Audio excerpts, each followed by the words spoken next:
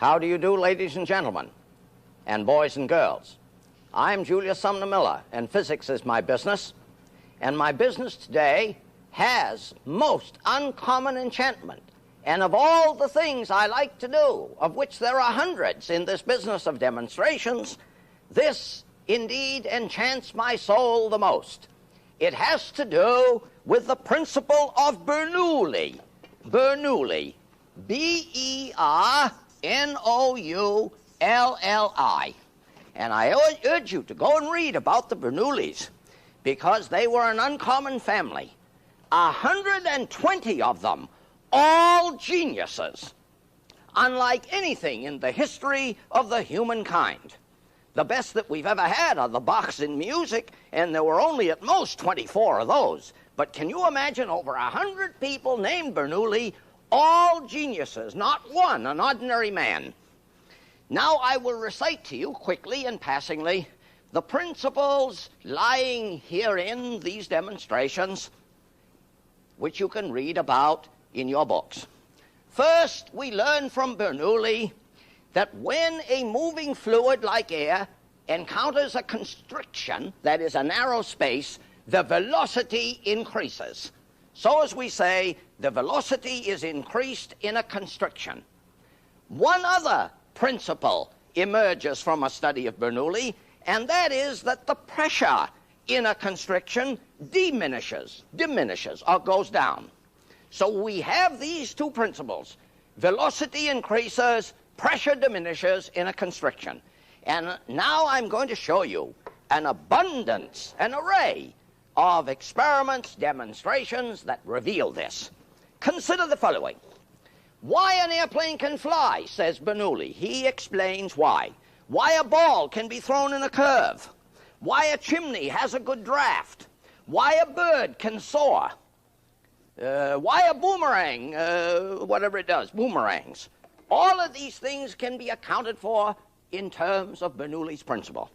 Here is a magazine opened so that the pages are curved in this way. And now I'm going to blow a stream of air against the inner edge of these pages. One would think that they would be pushed down by the push of the air. But no, watch. Watch.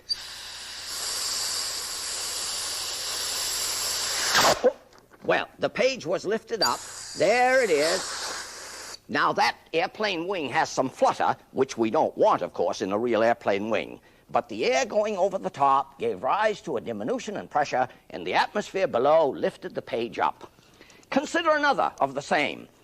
Here are two spheres, two croquet balls, with a little separation between them, and this region is a constriction. I'm going to blow some air through there. One would think impulsively that the spheres will be blown apart. No, they are not. The pressure will be reduced and the atmosphere will push them together. Watch it. There they are, pushed together by the greater atmospheric pressure on the outside. Now, of what consequence is this? Well, very important indeed, because if two ships pass, let us say, two ships passing on the sea, if they pass too close to one another, the pressure is reduced between them and they could be made to collide and break apart. Here is another, very dramatic, my chimney effect. Here I have a chimney. You remember a requirement of our work together is imagination. So I could, of course, draw the picture of my house and my chimney, and there's the fireplace in my house. Now, why does my chimney have a good draft? It has a good draft if there is a stout wind blowing across the top of the chimney. Why? Because high velocity, diminution in pressure, the atmospheric pressure pushes the smoke up the chimney. I'm going to prove that. Here is my fireplace. My fireplace is a vessel with some puffed rice. Here is the chimney. I'm going to blow a sharp stream of air across the top. The pressure will be reduced here in this region. The reduction in pressure will be felt in the tube, and the atmosphere will push it up. Watch it. There it is. My chimney has an extraordinarily good draft. Watch it. There it is. I say that's a terrific chimney. Now, here's one that's even better still. Here's a funnel. And I'm going to put some puffed rice in that funnel, and then I'm going to blow some air through that funnel just to show you that air is blowing out of that funnel. Watch it now. Whoop. Oh, well, of course, there it is. Sure, the puffed rice couldn't have come out unless I blew it out. Now I'm going to put a ping pong ball in there. There it is. Now I'm going to blow that ping pong ball out. Watch it. Indeed.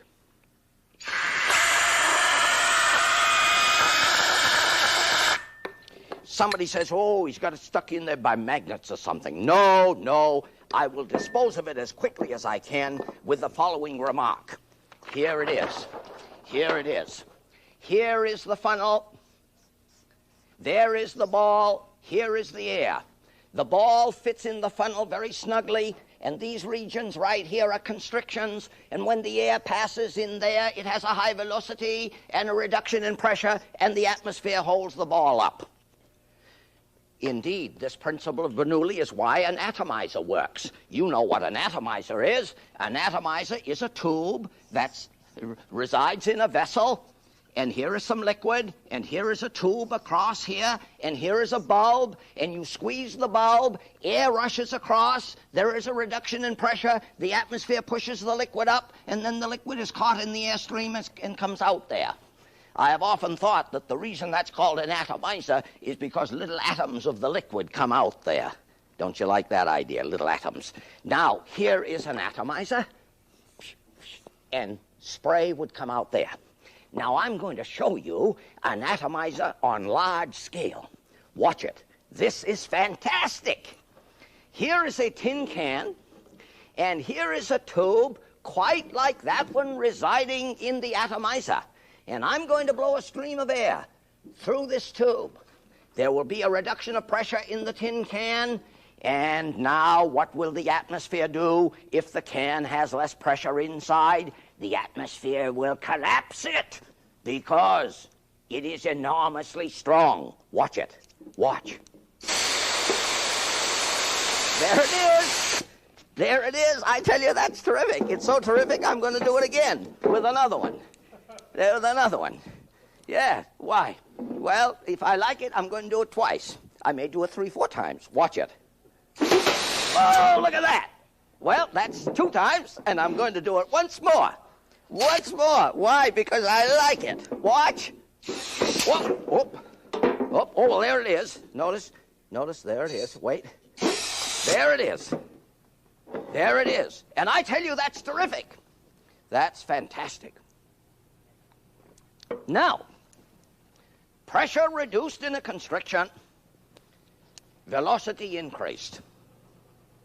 Consider a consequence. Flag. United States flag, Australian flag. Why does a flag flutter? Bernoulli. Have you not heard sometimes your Venetian blinds chatter? Bernoulli. The air blowing across the top of the shutter gives rise to a reduction in pressure. The shutter is lifted up. Now, because of its springiness and its inertia, it falls back, and so it oscillates. And I'll tell you how powerful an instrument Bernoulli's principle is. Some years ago, a bridge way up in northern Washington collapsed because of the effect of Bernoulli's principle, because of the role Bernoulli played. Now we got something wonderful. Terrific.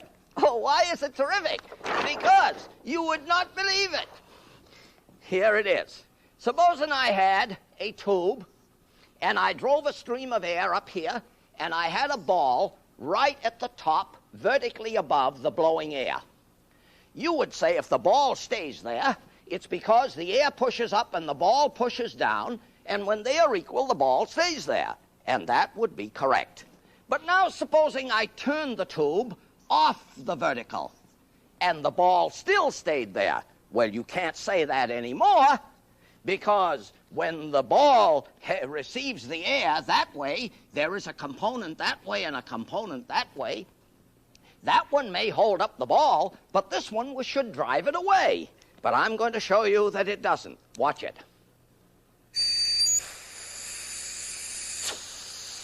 Up, up. Little trouble. Uh-oh. Let me try a heavier ball, a golf ball.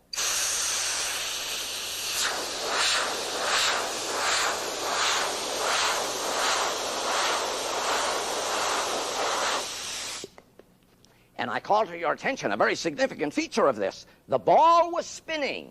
This spin gave rise to a reduction of pressure on the upper side, whereupon the atmosphere held it up. Let's take a big one like this. Styrofoam ball. Watch it. I hope we have air enough. Watch.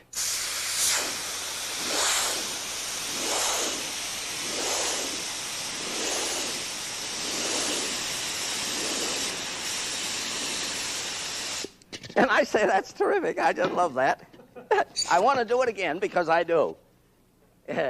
Any objections notwithstanding.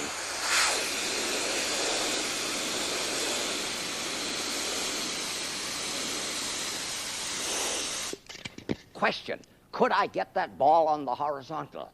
That's a good one to explore. Indeed, you can do this by going to your gasoline station and using the air hose at your service station. Let me do it again with a golf ball, which is quite heavy. Golf ball, quite heavy. Oops, little trouble.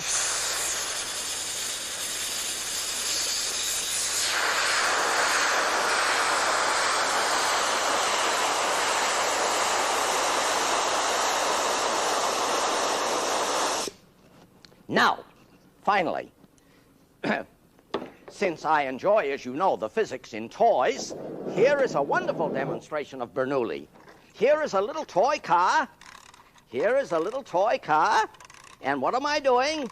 I am storing some energy in a wound-up spring, and when I release the spring, it unwinds and turns a fan, and there is a stream of air emerging from here. I'm going to show you that there is. Watch it. There is a little polystyrene ball. There it is.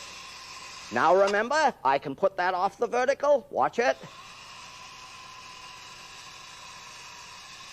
There it is. Now what I'm going to do should be an enchantment for ages 4 to 94, as all the physics that we do should be. Watch it now. Watch. Oh, isn't that something? Look at that. I want to do that again because I like it. There it is. This is a Bernoulli car, and why does it work as it does?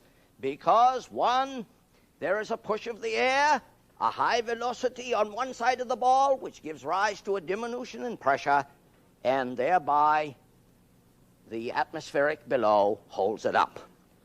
Now, what shall we say about Bernoulli? The applications are phenomenal. As I've remarked, two ships passing on the sea should not pass too close to each other.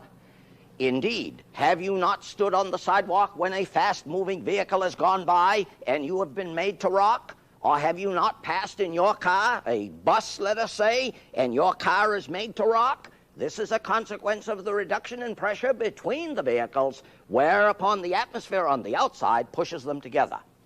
Indeed, when the Japanese designed their most recently accomplished railroad from Osaka to Tokyo, where the trains go about 120 miles an hour, what was the critical thing? Several. One, the center of gravity idea. Number two, how close can the cars be without the effect of Bernoulli? And so I say, read about the Bernoullis. They are wonderful to know about. And I thank you for your attention.